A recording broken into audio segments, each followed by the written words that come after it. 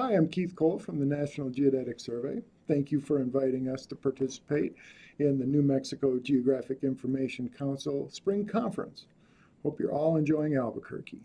Today I'm going to provide a high-level overview of the Modernized National Spatial Reference System, or NSRS, and how that impacts your work. The NSRS is the basis for positioning in the United States. We need it when we want to know where things are, how high they are, and how far apart they are. We also need it when we want to know how accurate our data is. This is truer today than at any time since the founding of the NGIS 118 years ago. The NSRS has been around a long time and occasionally it gets updated. That is occurring now and we call it NSRS modernization. What this means is that all of the coordinates in the NSRS will change. That is not just change for its own sake, but to make NSRS more accurate, more efficient, and more accessible. The big question that we're getting right now, including from this organization, is how do our customers and partners prepare for modernization? Well, there are a number of things that you can do. You can evaluate your geospatial workflows to understand how the transition will impact data management, operations, and decision making. You can assess dependencies on NGS products and services, such as CORS, real-time networks, passive control data sheets, geoid models, elevation certificates, to ensure continued access and interoperability. You can proactively identify challenges and opportunities. NGS cannot do this for agencies since every agency has its own unique situation. Address potential impacts early to reduce risk to operational efficiencies. In other words, identify the weak points so they don't catch you by surprise. And a key thing is to act now. It's essentially a pay now or pay later situation. Acting now will minimize costs and complexity going forward. It will only become more expensive later. These changes are coming because the Earth is dynamic. Things are moving. That's just reality. While that's true, NGS goal isn't to make things more complicated. We want to make things easier. We're going to try and make the transition to the modernized NSRS as simple and painless as possible for everyone. There is a well-developed strategy. A natural question is, why are we modernizing the NSRS? If I had to choose one thing, I would say plate tectonics. This map shows a large part of the Earth, including the entire NSRS and all of our operational areas. The Earth is divided into 50 or so tectonic plates, and they're all rotating in different directions. In other words, things are moving, and the modernized NSRS will account for this movement. That specifically includes coordinate systems for the 4 colored tectonic plates on this map, which includes the NSRS and your areas. We account for tectonic plate rotation, but we can also adapt the model when earthquakes, subsidence, and deformation at plate boundaries are exposed. We monitor this movement everywhere on Earth, not just the 4 plates with the NSRS coordinate systems, but within these 4 tectonic plates, we define a coordinate system that is designed to minimize coordinate changes specific to each.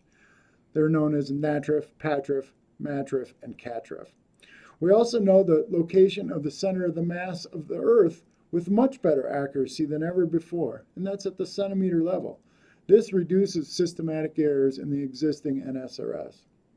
The modernized NSRS is also global rather than regional. This means that everything is compatible with international reference systems and satellite systems, like GPS, which comes with great benefits when interacting with our global neighbors or merging data sets from other sources.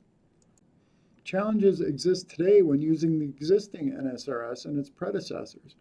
This map shows the extent of the North American plate, and you can see the horizontal changes ranging from -2.5 feet in Florida to an excess of 5.5 feet in the Northwest. This not only represents the expected coordinate difference, but also outlines the extent of the systematic errors we've had to deal with.